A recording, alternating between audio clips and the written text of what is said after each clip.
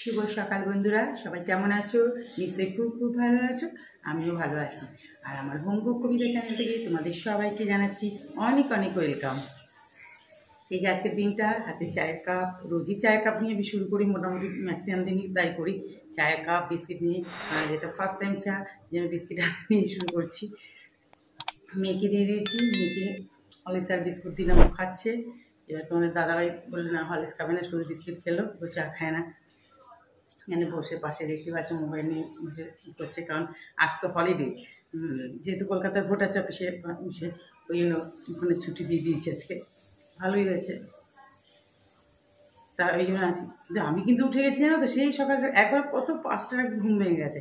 আবার উঠে একটু ওয়াশরুম থেকে বেরিয়ে আমি দূর, এখন তুমি কী করবো, তো শুয়ে পড়েছি। তারপর ঠিক 5:40 নাগাদ ঘুম ভেঙেই গেছে, উঠেই গেছি, যেটা আমার অভ্যেস, রোজকার অভ্যেস, আর কি চেঞ্জ হবে বলো।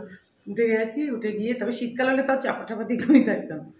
আর কারণ কালকে তো ওয়েদারটা বেশ ভালো ছিল, তো কালকে প্রথম থেকে একটু এসি চালিয়ে তারপর বন্ধ করে দিয়েছি, ওই জন্য মানে আর ভালো লাগছে না। উঠে গেছি, উঠে গিয়ে অল্প কটা ফুল টুল তুললাম, তুলে ছাদ ঠাকুর বাটা মুছে তারপর নিচে নেমে আসলাম। নিচে নেমে এসে ওদের ডাকাডাকি করছি, ওট করে বলতে বলতে তারপর একটু মোবাইলটা একটু ঘাঁটছিলাম, ঘেঁটে তারপর ওরা উঠলো সবাই এক একজন করে উঠে এই যে এখন বেশি বাজে না, 7:20 মতো বাজে। একটা করে কাজ করবো, বিছানা সব আমার তোলা হয়ে গেছে, খরচাতে হয়ে গেছে, টুকটাক কাজ করতে হবে। এখন অনেক কাজই আছে, রান্নাবান্না সবই আছে।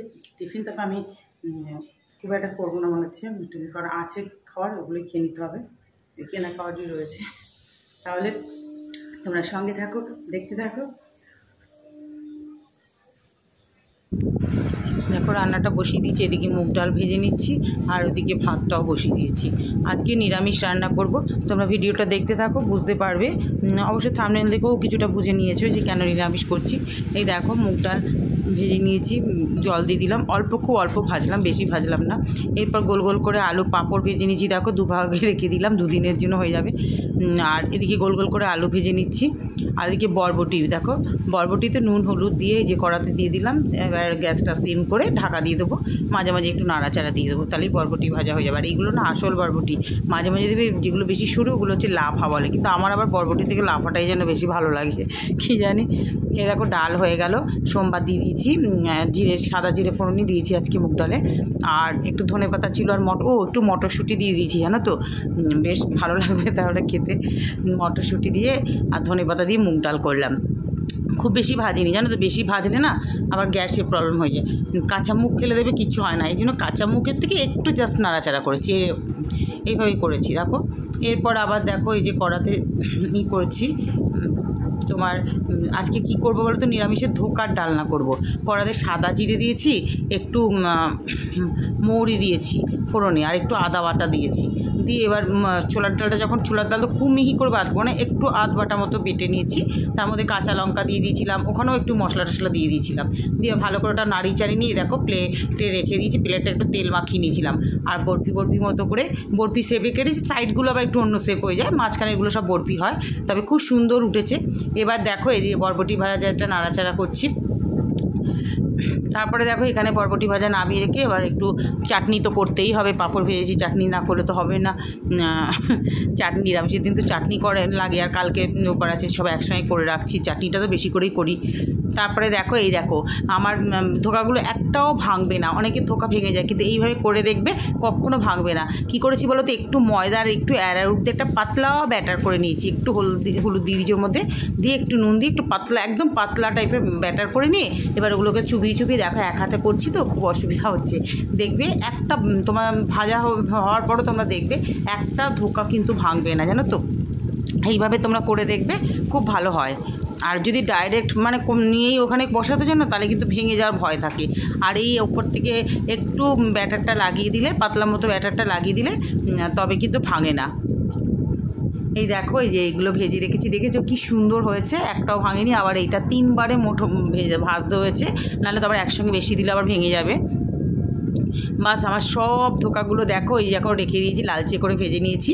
এবার কড়াতে ফোড়ন দিয়েছি, গোটা গরম মশলা দিয়েছি ফোড়ন, আর জিরে, সাদা জিরে আর তেজপাতা ফোড়ন দিয়ে এবারে আলুটা একটু বেশি করেই দিচ্ছি, কারণ থাকলে পরে মেয়ের তো এইসব রান্না খুব ভালো লাগে, ওর ধোকা, পনির, এই নিরামিষ হলো এইসব রান্না হলো খুব ভালো লাগে ওর। ধোকাগুলো দেখো, মেয়ে তো কাঁচা অবস্থায় মানে ভাজা অবস্থাও একটুখানি খেয়ে দেখলো। আর এই যে চাটনি দেখো হয়ে গেছে, কিশমিশ দিয়ে দিয়েছি, আমগুলো একদম গলেই গেছে পুরো। আমরা এরকম জেল মতো চাটনি খাই, বেশি ভালো লাগে। এবার দেখো মশলা দিয়েছি, এর মধ্যে আদা বাটা, জিরে, মটরশুঁটিও দিয়েছি, তারপর তোমার নুন, লঙ্কা যা যা দিই মশলায় ওই একই, একটু রেড চিলি, সামান্য একটু চিনির দানা তো দিতেই হবে ব্যালেন্সটা ঠিক রাখার জন্য। সব দিয়ে ভালো করে এগুলো কষিয়ে নিচ্ছি আলুটাকে। আর ঝালের জন্য আমরা কাঁচা লঙ্কা ইউজ করি। দেখো আমার পুরো কষানোটা একদম সুন্দর করে কষানো হয়ে গেছে। আর এখানে না আজকে টমেটো দিইনি, টমেটো পিউরি, টমেটো কেচাপ যেটা আছে সেটা দিয়েছি। ভীষণ ভালো হয় টমেটো কেচাপটা এইসব রান্নায় দিলে। বাস পরিমাণ মতো জল দিয়ে দিলাম। এবার আলুগুলো সেদ্ধ হয়ে যাবে, তারপরে ধোকাগুলো দেবো, নাহলে তো ভেঙে যাবে ধোকাগুলো। বাস এবার এটা ফুটে উঠলে একটু গ্যাসটা সিম করলে আলু সেদ্ধ হয়ে যাবে। এই দেখো আলুগুলো মোটামুটি সেদ্ধ হয়ে গেছে। এরপর আমাকে ধোকা হয়ে দেখো দেখিয়ে নিচ্ছি, বাবা দেখতেই পাচ্ছি না খুন্তি দিয়ে, ওটাতে চান্স হলো না। এবার এটা দেখলাম হয়ে গেছে সেদ্ধ, ওটা খালি স্লিপ কেটে যাচ্ছিল। এরপর এই দেখো ধোকাগুলো ওপর দিয়ে সব সাজিয়ে দেবো। একটা ধোকাও জানো তো আমার ভেঙে যায়নি। আর আমি তো ভয়েস ওভারটা দিচ্ছি, মানে ভীষণ ভালো হয়েছিল, কিন্তু যার জন্য কষ্ট করে এত সুন্দর করে রান্না করলাম তোমাদের দাদাভাই খেতে পারলো না। বলছি হ্যাঁ দেখেই বোঝা যাচ্ছে রান্নাটা ভালো হয়েছে, ওর শরীরটা খুব একটা ভালো নেই। তারপরে একটু বেরোবো আমরা, ওই জন্য আর ও খেলো না। ওই আলু আর দিয়ে গ্রেভি দিয়ে খেয়েছে, ধোকাটা খায়নি। ওই মানে পুরো ইটা খেয়েছে, ধোকাটা খায়নি। ওই জন্যই আমাকে বলছিল যে খুব ভালো হয়েছে এটা খেতে। আর তাও অল্প একটু গ্রেভি খেয়েছে ও। তারপরে দেখো এই যে ফুটে উঠলে, এখন একটা দিয়ে ভালো করে একটু ফুটিয়ে নিয়েছি, বাস হয়ে গেল। এবার গরম মশলা, দেখেছো ধোকাগুলো যে এমনকার ধোকা তেমনই রয়েছে। তারপরে দেখো একটু ঘি দিয়ে দিয়েছি, ঘিটাও একদম শেষ হয়ে এসছে, শেষের মুহূর্তে মাছ শেষ হয়ে গেছে আর ঘিও তো শেষ হয়ে যাবে। বাস আমার ধোকার ডালনা একদম গরম গরম ঘি গরম মশলা দিয়ে ধোকার ডালনা একদম রেডি। তবে এখন খুব আস্তে আস্তে একটু নাড়াচাড়া করতে হবে যাতে ধোকাগুলো না ভেঙে যায়। তোমরা বলো কেমন হয়েছে, এরকমভাবে নিরামিষ ঢোকার ঢালনা খেয়ে দেখবে। আবার যখন একটু এর মধ্যে না হিং, যখন ডালটা করাতে করছিলাম তখন একটু হিং দিলেও খুব ভালো হয়। দেখো ফাইনাল লুকটা দেখে নাও। রান্না টান্না সব হয়ে গেল, গ্যাস ট্যাস সব মোচা কমপ্লিট। এখানে বেসিনও পরিষ্কার করলাম। এখানটা রোজ এত লাল পিঁপড়ে করতে আসে, আবার এখন পরিষ্কার করলাম সব। বাসন দেখা নিয়ে এসছি।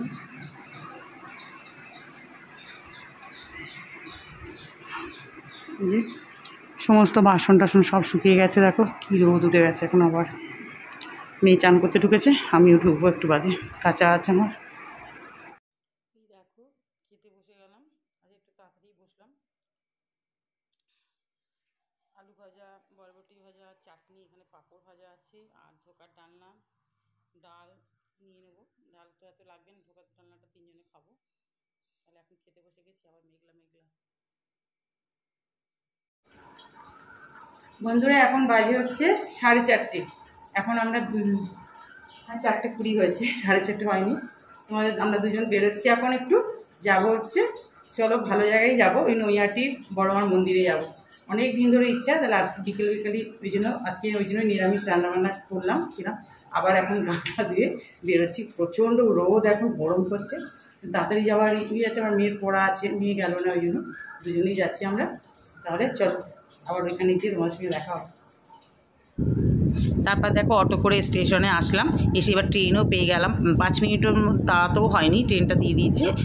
তা যাই হোক ট্রেনে করে এখন চললাম গন্তব্যস্থলে। বুঝতেই পারছো কোথায় যাচ্ছি, চুঁচুড়া স্টেশনে নামবো আমরা।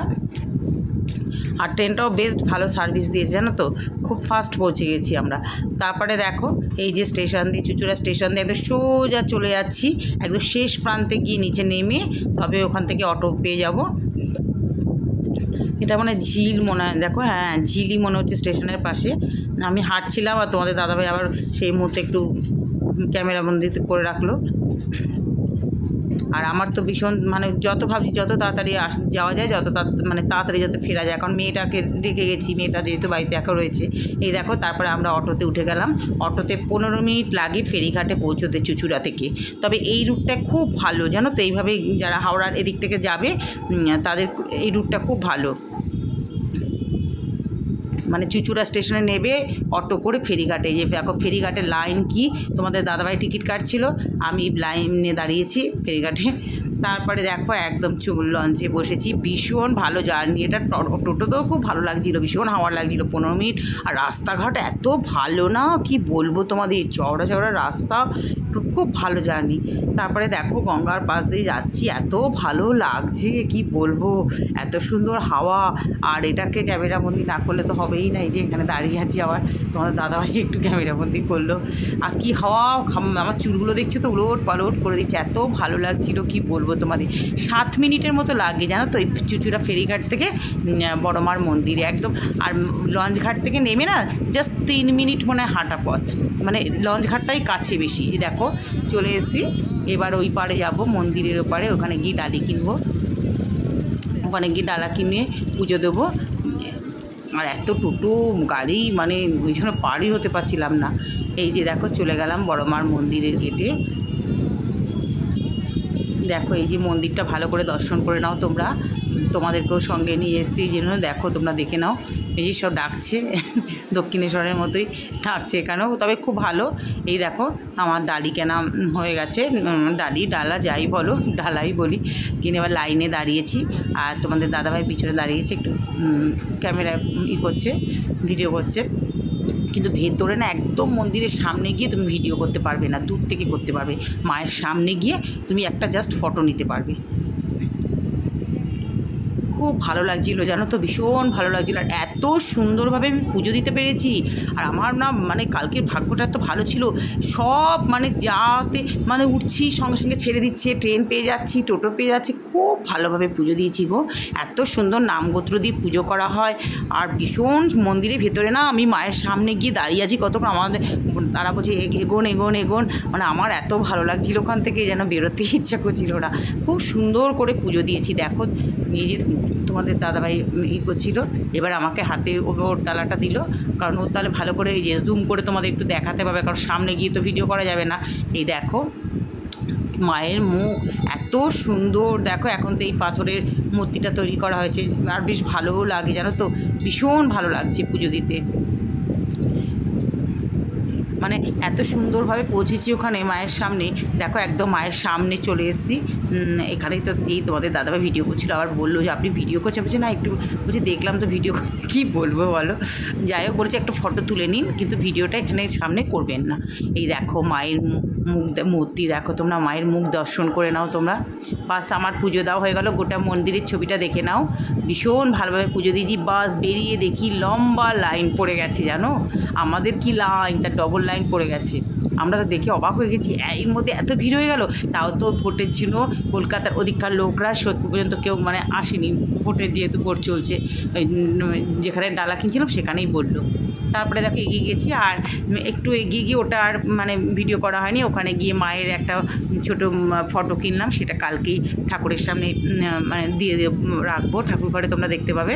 বড় মার একটা ছোটো ছবি কিনেছি, যেহেতু গেলাম প্রথম একটু। বাস এবার হচ্ছে ফেরার পালা, ফেরার জার্নিটা যে বেরিয়ে জানো তো ফেরিঘাটের সঙ্গে সঙ্গে টিকিট কাটলাম, লাইনেও দাঁড়াতে হলো না, বাস লঞ্চ ছেড়ে দিল। কি ভালো যে মানে কি বলবো, আমরা তো তোমাদের দাদাভাই আমি তাই বলছি আমাদের কোথাও দাঁড়াতে হয়নি, আর আমাদের তো ভীষণ তাড়া ছিল, মেয়েটাকে রেখে গেছি।